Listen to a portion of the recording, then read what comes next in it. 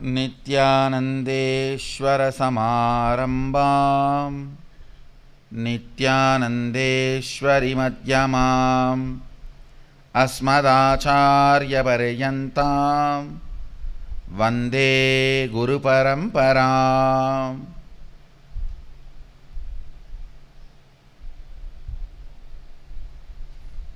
உங்கள் அனைவரையும் வணங்கி வரவேற்கின்றேன். உலகம் முழுவதிலும் நித்யானந்த இணையதள தொலைக்காட்சி, ஷாலினி தொலைக்காட்சி, முகநூல் நேரடி ஒளிபரப்பு, சமூக வலைதளமான யூடியூப் நேரடி ஒளிபரப்பு போன்றவற்றின் மூலமாக இருமுனை காணொளி காட்சியின் வழியாகவும் அமர்ந்திருக்கும் எல்லோரையும் வணங்கி வரவேற்கின்றேன். கல்பதரு ஞானத்தை நம்முடைய வாழ்நாளின் தினசரி உபயோகத்திற்காக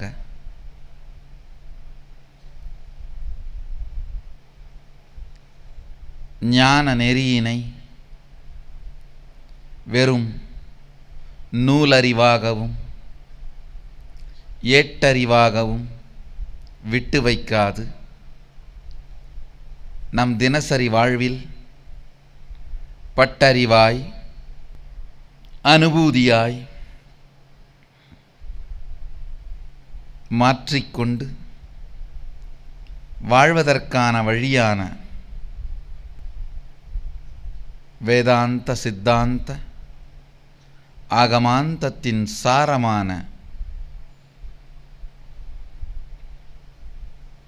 சதாசிவன் ஆகமங்களிலும் உபநிடதங்களிலும் எடுத்துரைக்கும்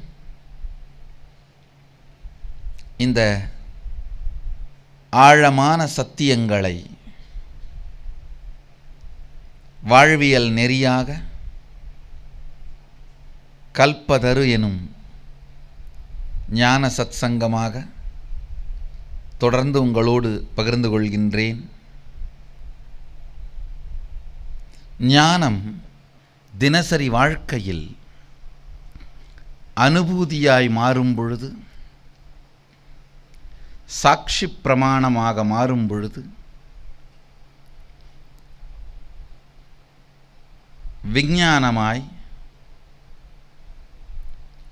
சுவிஞ்ஞானமாய் நினைக்க நினைக்க நெஞ்சலாம் இனிக்கும் சத்தியத்தின் வடிவமாய் எப்படி ஒவ்வொரு சுவாசத்தின் பாகமாகவும் பிராணன் உள் சென்று உயிரை உயிர்ப்பித்து உயிரை உயிரோடு இருக்க வைக்கின்றதோ,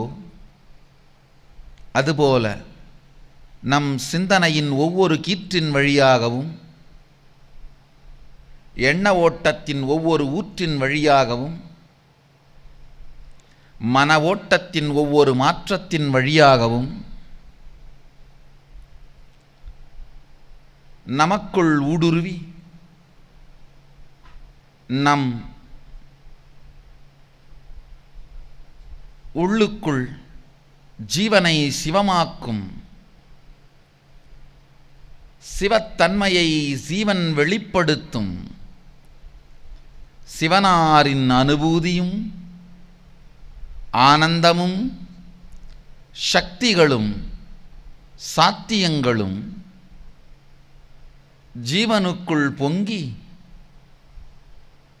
மலர்ந்தருள எழுந்தருள அனுபூதியாய் இருந்தருளும் இந்த அறிவியல்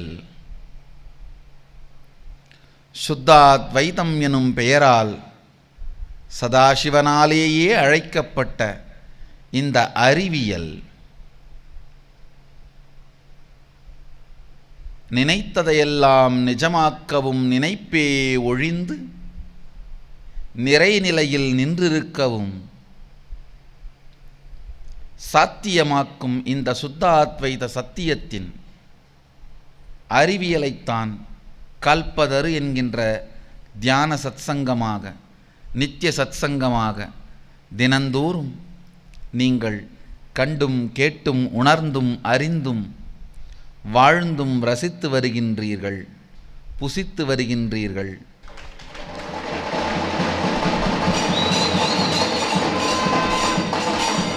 உணர்வால் ருசித்தும் வருகின்றீர்கள். உள்ளக்களிப்பும் காண மகிழ்தலும் கள்ளுக்கு இல் குருநாதன் சத்சங்கத்திற்கே உண்டு.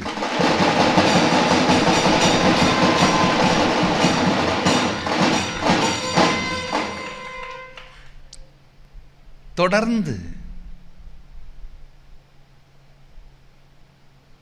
ஞானத்தின் சாரத்தை, வாழ்வியல் விஞ்ஞானத்தின் சாரத்தை கர்நாடகத்தில் பிறந்து பாண்டி நாட்டில் வாழ்ந்து பரமனையே பரிசேவகனாய் பெற்று சித்தத்தை சிவன்பாலே வைத்ததால் சீவன் முக்திக்கே இலக்கணம் வகுத்து இரண்டர பெருமானோடு ஒன்றாய் கலந்து இன்றும் இறைவனுக்கு உற்சவமூர்த்தியாகவே எழுந்தருளி நிற்கும் மாணிக்கவாசகப் பெருமானின்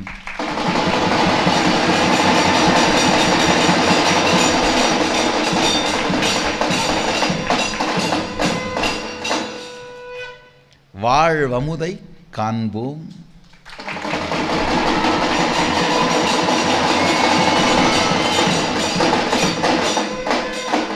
வேறு எந்த அடியார்க்கும் சைவம் கொடுக்காத சிறப்பு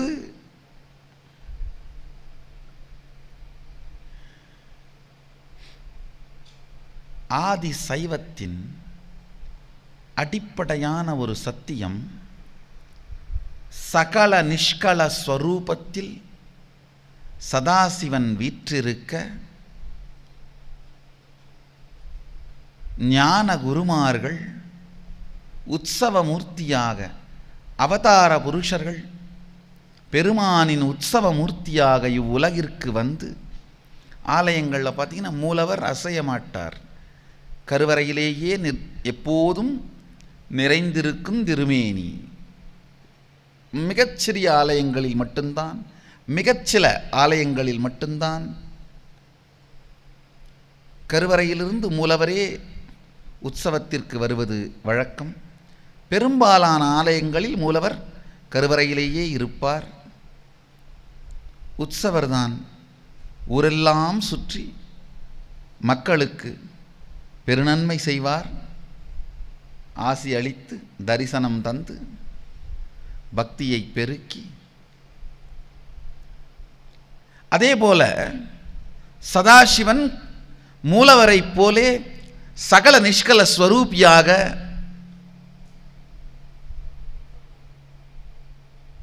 தன்னிலையில் இருக்க ஞானிகள்தான், அவதார புருஷர்கள்தான் பெருமானின் உற்சவ மூர்த்திகளாக பூவுலகிற்கு வந்து மக்களுக்கு ஞானத்தையும் ஆன்மீக விஞ்ஞானத்தையும் அளிப்பது வழக்கம். இந்த சத்தியத்தின்படி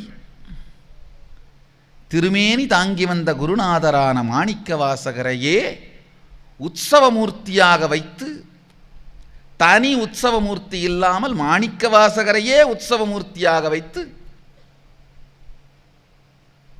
நடைபெறும் திருக்கோயில் ஆவுடையார் கோயில். வேறு எந்த ஞானிக்கும் அவதார புருஷருக்கும் இல்லாத பெருமை.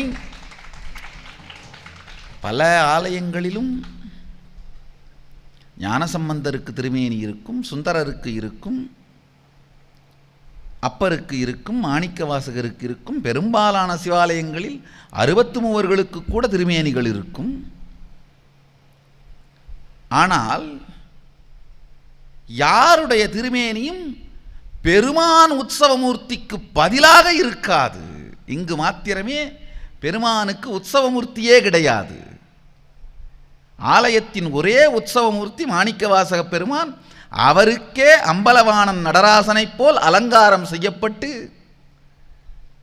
பிட்டுக்கு மண் சுமந்தலிலை சுந்தரேசர் செய்தாலும் அந்த அலங்காரமும் மாணிக்க வாசகருக்கே சாற்றப்பட்டு இறைவனின் லீலையெல்லாம் மாணிக்க வாசகப் பெருமான் செய்ததாகவே அலங்காரம் செய்யப்பட்டு இறைவியின் லீலைகள் கூட இவரே செய்ததாக அலங்காரம் செய்யப்பட்டு உற்சவங்கள், ஊர்வலங்கள், திருவிழாக்கள் நடத்தப்பட்டு சைவத்தில் வேறு யாருக்குமே அளிக்கப்படாத தனிச்சிறப்பான இடமான இறைவன் திருமேனிக்கே மாற்றாக இவர் திருமேனி வழிபடப்படுவது மாணிக்க வாசகருக்கு மட்டுமே அளிக்கப்பட்டிருக்கும் சிறப்பு.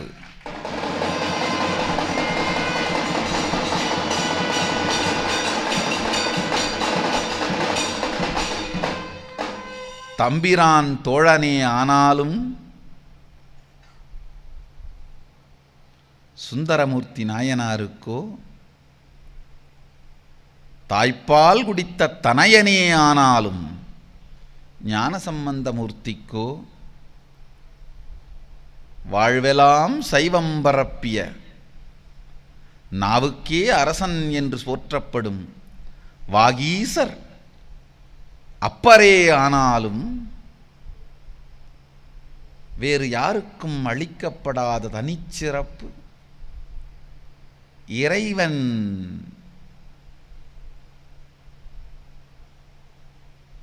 வழிபடப்படும் அதே நிலையில்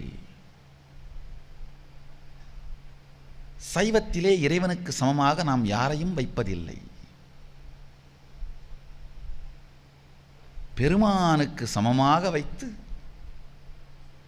ஏனென்றால் தன் உருமேனியை கூட மிச்சம் விடாது திருமேனியில் கலந்து விட்ட பெருமான் மாணிக்க வாசகர். தான் உற்ற மேனியை கூட மிச்சம் வைக்காது பஞ்சாட்சர படிதாண்டி பொன்னம்பலத்துள்ளே சென்று சிதம்பரநாதன் அம்பலவாணன் சபாநாயகரோடு தன் மேனியே அவர் திருமேனியில் கலந்திட்ட சாயுச்ச முத்தி பெற்ற நாதர், சாயுச்ச முத்தி பெற்ற தம்பிரான் மாணிக்க வாசகருக்கு வேறொரு ஈடோ இணையோ சொல்ல முடியாத ஒரு நிலையை சைவம் தந்திருக்கின்றது. அவர் பிறந்து வளர்ந்த இடமான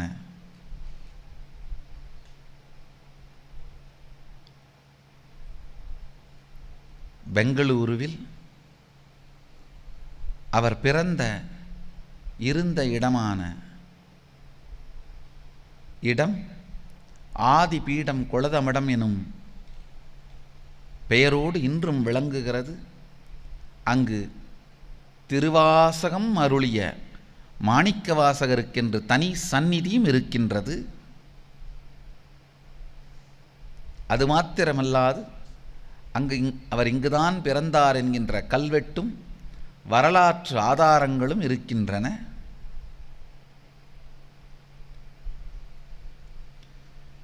வேறு யாருக்கும் சைவம் கொடுக்காத வேறிடத்தை தந்து இறைவன் திருமேனிக்கே மாற்றுத் திருமேனியாக மாணிக்க வாசகர் திருமேனி செய்து வைத்து சைவத்தில் மணிவாசகப் பெருமான் மாத்திரம்தான் பெருமான் ஏறும் திருநந்தித்தேவரான ரிஷபவாகனம் ஏறும் உரிமை பெற்றவர். வேறு எவருக்கும் நந்தியம்பெருமான் வணங்குவதோ முதுகு வளைப்பதோ இல்லை. பெருமாட்டி கூட பெருமானோடு சேர்ந்துதான் அமர்ந்திருப்பார்.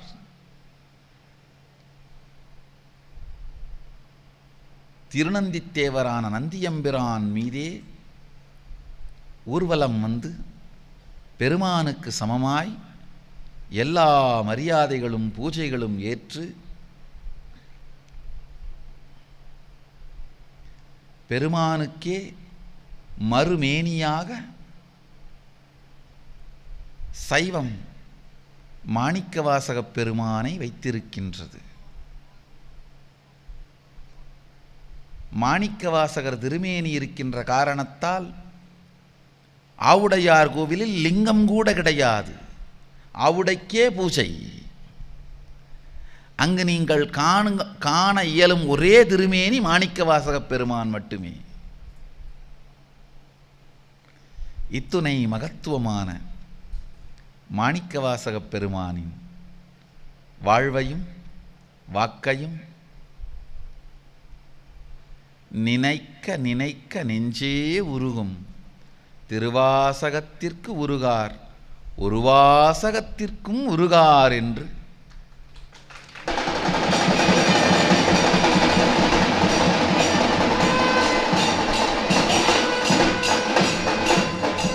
சைவம் போற்றும் சங்கரன் வாதவூரன் அவன் வாழ்வும் நினைக்க இனிது, வாக்கோ பாட இனிது, திருமேனி காண இனிது, மனம் அவனை சிந்திக்க இனிது. அவருடைய வாழ்வையும் வாக்கையும் குழைத்து தேன்தமிழால் தீண்டி கேட்போர் காதெலாம் குளிர்ந்து நெஞ்சமெலாம் காதலில் தித்தித்திருக்க மாணிக்கவாசகன் வாழ்வினையும் வாக்கினையும் உங்கள் எல்லோர் முன்னும் எடுத்து வைக்க எம்பெருமானும்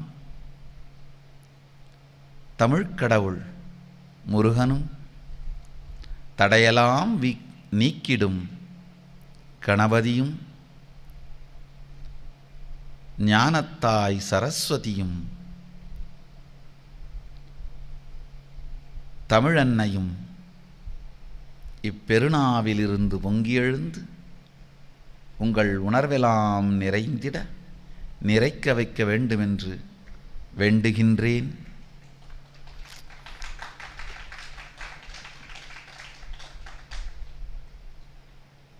மாணிக்கவாசகன் கதை. கடல் துவங்குவதுமில்லை, முடிவதும் இல்லை. நாம் கரையில் இருப்பதனால் ஓரிடத்தில் அது துவங்குவதாயும் முடிவதாயும் கற்பனை செய்கின்றோம். அதேபோல பக்தி ஒரு நாளும் மனிதன் மனதில் துவங்குவதுமில்லை, முடிவதும் இல்லை. பக்தி இல்லாத பாழ்நிலை நமக்குள் இன்னமும் ஒரு பாகம் இருப்பதனால் அதன் மீது நாம் நின்று கொண்டிருப்பதால் தான் ஒன்றை பக்தி என்றும் இன்னொன்றை பக்தி இல்லாத நிலை என்றும் நம்மால் பிரித்து பார்க்க முடிகின்றது. கரை மீது நின்றிருப்பவன்தான் கடலுக்கு முடிவும் துவக்கமும் சொல்வான். கடலுக்குள் மூழ்கியவனுக்கு கடலின் துவக்கமும் முடிவும் தெரிவதில்லை. பக்திக்குள் மூழ்கியவனுக்கு பக்தியின் துவக்கமும் முடிவும் தெரிவதில்லை. மாணிக்கவாசகர் வாழ்க்கையை பார்த்தால் அவர் வாழ்வில் பக்தி துவங்கியதாகவே தெரியவில்லை. ஏனென்றால் துவக்கமும் முடிவும் அற்ற நிலையில் அவர் வாழ்க்கையின் அடித்தளமாக பக்தி இருந்திருக்கிறது.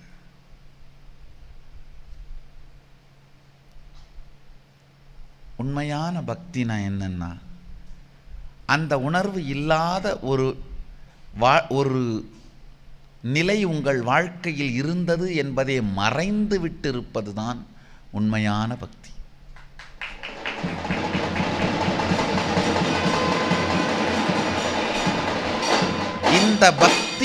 இந்த பக்தி இல்லாத ஒரு நிலை உங்கள் வாழ்க்கையில் இருந்தது என்கின்ற நினைவே மறந்து, நினைவே இல்லாமல் வாழுகின்ற நிலைதான் உண்மையான பக்தி. பக்தியின் இலக்கணம் மாணிக்கவாசகப் பெருமான். பெருமானின் சக்தி ஞான சம்பந்தர். கண்ட இடத்திலெல்லாம் சக்தியை வெளிப்படுத்தி விளையாடினார். பெருமானின் யுக்தி சுந்தரமூர்த்தி நாயனார். அருமையான ஸ்ட்ராட்டஜிகள் மூலமாக பெருமான்கிட்டையே விளையாடினார். பெருமானின் முக்தி திருநாவுக்கரசர் அப்பர். ஜீவன் முக்தி என்று வேறொரு குறிக்கோள் இல்லாமல் அதையே வாழ்ந்து அதையே பேசி அதுவாகவே நின்றார். பெருமானின் பக்தி மாணிக்கவாசகர்.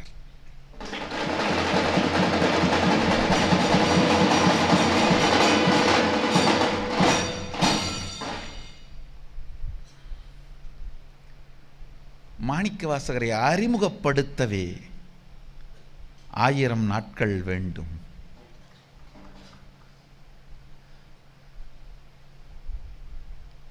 அவர் வாழ்வையும் வாக்கையும் அறிமுகப்படுத்தவே 1000 நாட்கள் வேண்டும்.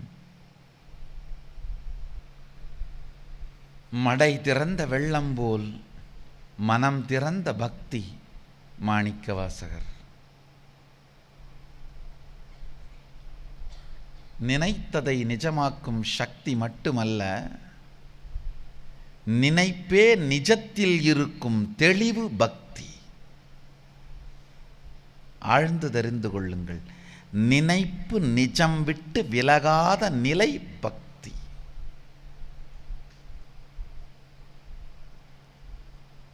நினைத்ததை நிஜமாக்க தேவை சக்தி. நினைப்பு நிஜத்தை விட்டு விலகாத நிலை பக்தி.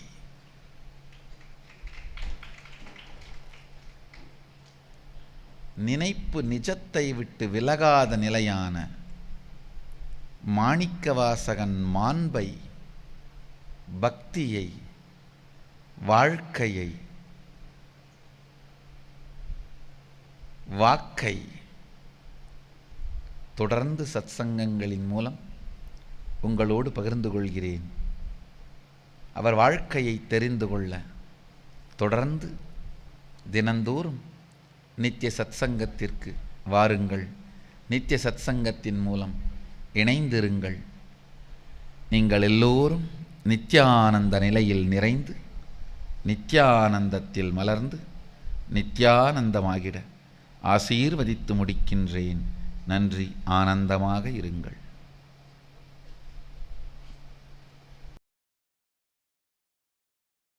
நித்யானந்த பீடம், பெங்களூரு ஆதீனம், ஆஃப் மைசூர் ரோட், பிடதி, பெங்களூரு. 08027279999.